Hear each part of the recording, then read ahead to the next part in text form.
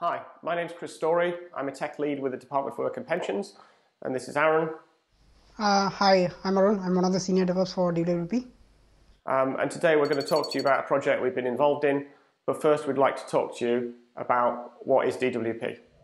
So DWP is the largest government department which provides public services. We provide services for the delivery of welfare, pensions and child maintenance. And we're doing those now using digital by default, and also that we are delivering those to over 20 million people. Those people get their general money every month or at a frequency about that. So we're paying about 20 million customers every month. Our project, Universal Credit, is taking 6 of those benefits of working age and making one monthly payment to make things simpler for everyone. In April this year, there was over 4 million people claiming universal credit. That has increased because of COVID, but ultimately you can see the size and the scale that we're working. So today we're going to talk to you about Vault, and the first question is, why did our business need Vault? So in the beginning, we were a small team. The team was started out managing their secrets manually, but as we got bigger, things became complicated. We'll talk about that later. However, some of those secrets that we had were actually dangerous. They paid money, they managed and protected large amounts of personal data, so we needed to do something about it. So, where were we going? We knew at the time that our team was starting to get bigger. The team was originally one team. It was going in the direction of about 4 teams. We had a small DevOps team that was shared across those teams, and there was reliance on just a small number of those people. We had one occasion where, due to people being on leave, we had only one person who would be responsible for doing the delivery of secrets management, but also all of the delivery of actual releases. So it was becoming a little bit messy. But I think there was one key thing for us, was that the product teams themselves didn't have that ownership and ability to manage their own products. There was an awful lot of transference of risk onto our central DevOps team. So I guess it was looking to the future and where did we actually want to go? So we wanted to be secure by design.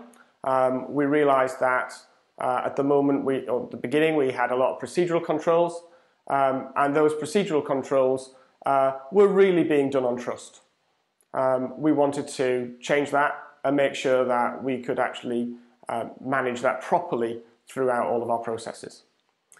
We wanted to give the teams complete control of their product, and they could make decisions about it, but also they would have ownership of their secrets. That was important to us because of, at the time, there was lots of things, lots of processes going on that we didn't particularly like. We wanted to make things easy. We wanted to make a release process that would allow people to do what they wanted within a framework. And we wanted that to be repeatable and to be built completely in the cloud.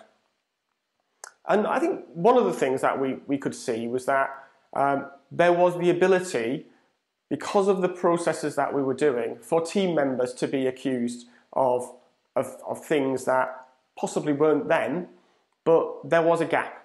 And we hoped that whatever we did, we would be able to fill that and remove that problem.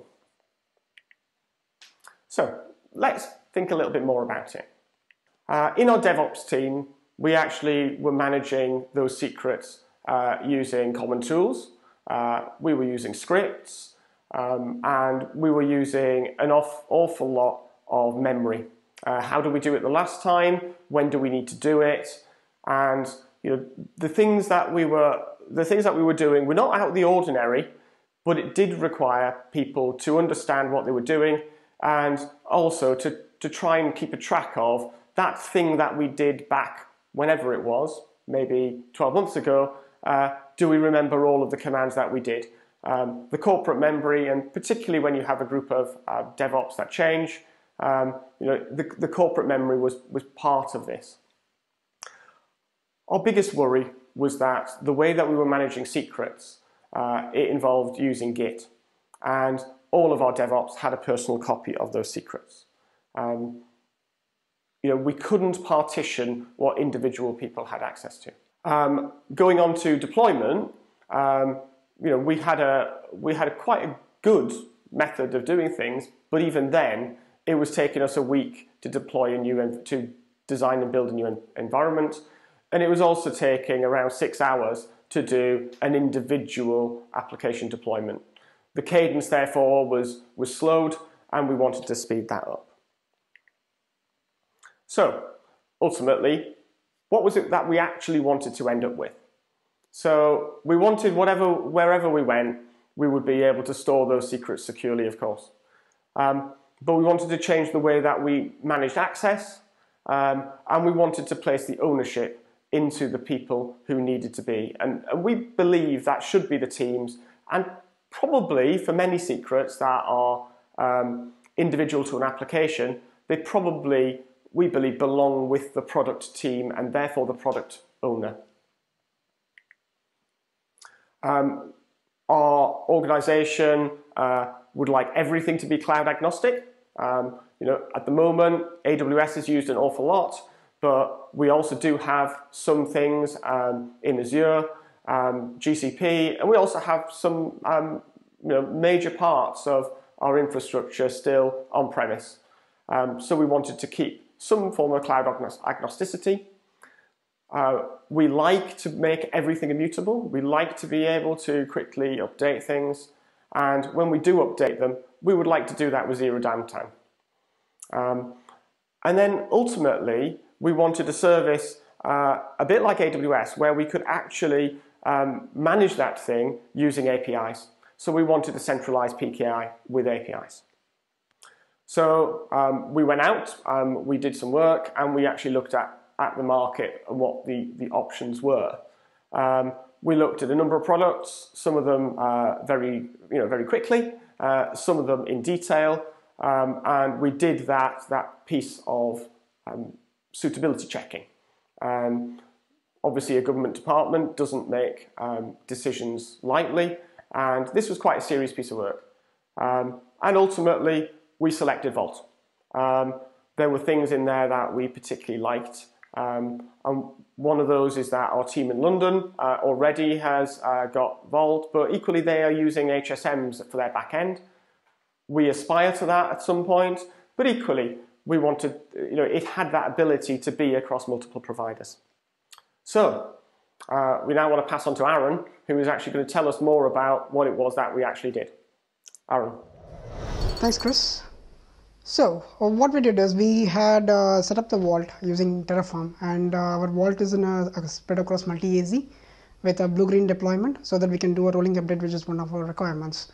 And this Terraform code is actually, we have open sourced it, and the link is found at the end of this slide. When we are doing Vault, we also realized that for the immutable infrastructure, we had to do a little changes with the AMI and also at the Docker level. So we did some standardizations to the application development also, which will be coming in the next slide. And with the help of AWS and Vault and some scripts, we have achieved a zero downtime deployment for everything. Right. So to start with, so what did we do is we took the AMI, we did an CentOS 7 hardened AMI. It is compliant on boot, and it has a very high security compliance. We use OpenSCAP as our measurement, and it scores at 90.5, which is a little higher than the SIS official hardened image. And the AMI, we have removed all SSH access, so everything is secure by default. And for the Docker, we made everything read-only. It is very lightweight. We removed all the admin commands and login commands and whatever not. And we have baked in the Vault AutoAuth agent into the Docker container, so that it can automatically authenticate against Vault IAM. And we have introduced a process to inject applications, and we also made the logs to ship automatically to CloudWatch. So by this way, it's completely immutable. Right. So coming to our setup of Vault. So all our communications in Vault are encrypted except the cross-site protocol, and everything is following the HashiCorp recommendation. And we use LDAP as our access control to log into Vault and various not. And also we use AWS IAM roles for the Docker containers. As per the recommendation of HashiCorp, we do some customizations at the beginning and we destroy the root token using the user data script of EC2. And as I said earlier, SSH access is completely removed in our Vault. Coming to the layered access. So we have layered access to it. So this layering access is kept in mind that the product team owns the entire product and the DevOps is responsible for only managing the Vault. Then they don't have access to any of the feature teams or product teams' secrets or configurations. So as you can see, DevOps is primarily in managing the Vault operations, and they can do a little bit of project operations if a permission is given by the senior members using a Vault token, using a privileged Vault token. And in terms of the product operations of pre-prod and prod, as you can see that the entire control is with the product team. Either in pre-prod it's with Dev and QA, and in prod it's completely with the product owner. Right, a little bit more on the project standard setup. So for the project standard setup, so we have to do something for the project to make a standardization for the configuration and also for the secret management. So what we did is, so we have written a Lambda function which has its additional security to actually create those mount points and also do those additional configurations. But the Lambda does not have any access to any of the secrets of the feature teams. So we ended up doing a PKI backend, which acts as an intermediate CA for the project for each environment, a KV backend where we can store the configuration and the secrets, and also the ACL policies, which gives the layered access. And those layered access is mapped to a LDAP group, which can be mapped to the respective product owners, Dev and QA, and also an AWS auth backend for the Docker containers. So we also have to do a little bit of application development standardization. So what we did is we used console template to standardize the application. So each and every team is given a standard template depending on the application type like Java, Node.js, or Nginx. And this console template is rendered at startup. So we have different paths in the KV backend to store the secrets and the configuration. So the secrets is owned only by the product owners, be it non-prod or prod, and the configuration is owned by, in non-prod it's owned by the Dev, QA, and some other team members, but in prod it's completely owned by the product team. And as the code is going through the pipeline, its environment-specific config is pulled from the respective Vault, and the template is just tested. It can be only tested once, so it just saves a lot of time in standardization and everything. And product team, so we also gave control to the product team to place their microservices on a different NTL architecture. So we have written some scripts which converts that JSON, it's a simple JSON file. We have written some scripts which converts that JSON file into a Terraform understanding format and then convert that into AWS ECS templates. All right, a little more on the deployment process. So deployment process, as mentioned earlier, the non-prod environment has in control of Dev and QA of the product team. So there are three stages of a deployment. So one is the configuration stage and the pre-deployment stage, and that's the actual deployment. In the configuration stage, we request product owners or the product team to enter their configuration or those secrets in the respective predefined places, so that and the access control is applied on those paths. So once the configuration is done, then there is a pre-deployment stage which will come later. And once the pre-deployment is completed, it's a simple application of a Jenkins job to run the Terraform. So and the deployment happens. And as you can see here, there is a separation between non-prod and prod, and product owner has to approve before moving to prod. And here a little bit more on the pre-deployment. Pre-deployment, again, we are using the Lambda. So Lambda, when Jenkins kicks off that Lambda, so what this does is it does everything it needed for a Terraform to deploy it. Like for example, it creates the ACL policies for the microservice to access the configuration. It's a read-only configuration. And it also creates a load balancer certificates, if any, for the load balancer. And also it keeps all the definitions, all the information which is required for the AWS ECS task definition, like application version, what application name, or the log level. So those kind of information just keeps it ready. And this gets converted into the next stage of deployment. So during deployment, once a Terraform is implemented, it's started up. It hands over to the AWS ECS, and we use AWS ECS rolling upgrade functionality to achieve the zero downtime deployment. So during the startup of the container, the console template authenticates with Vault, gets the renders the configuration.